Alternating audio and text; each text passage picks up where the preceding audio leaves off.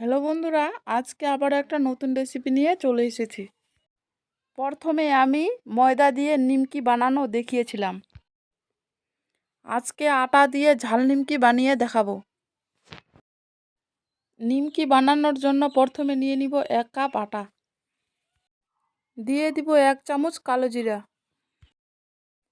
Half চামচ দিয়ে দিব গোটা জিরে।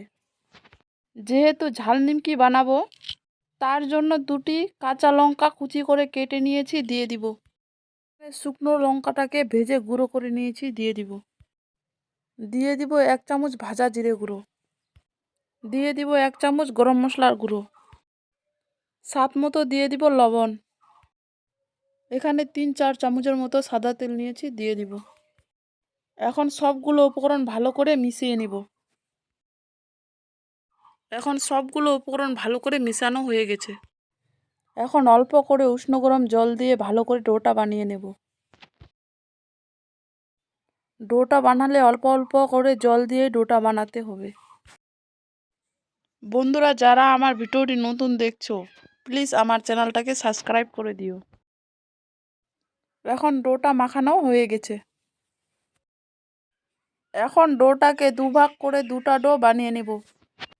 আজকে ডোটাকে উষ্ণ গরম জল দিয়ে ডোটা বানিয়েছি, তার জন্য রেস্টে রাখবো না।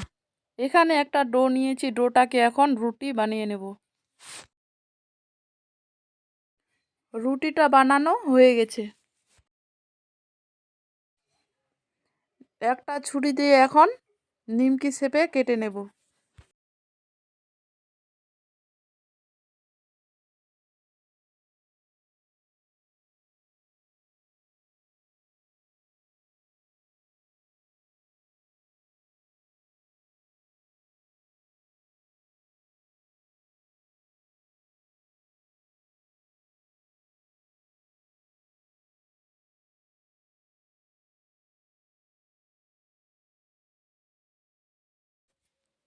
এখন ডোটা নিমকি শেপে কাটা হয়ে গেছে।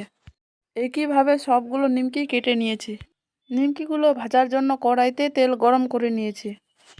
এখন নিমকিগুলো দিয়ে দিব।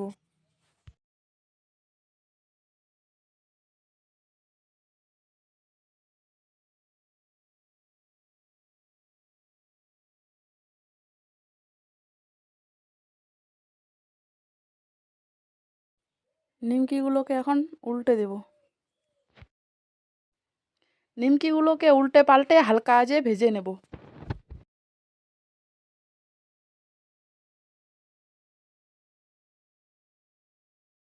নিমকিগুলো ভাজা হয়ে গেছে, নিমকিগুলোকে এখন উঠিয়ে নেব।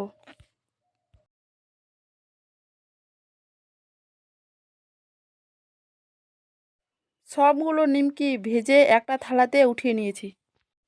এই ঝাল নিমকির রেসিপিটি যদি ভালো লাগে, লাইক কমেন্ট শেয়ার সাবস্ক্রাইব করে দিবেন। ধন্যবাদ।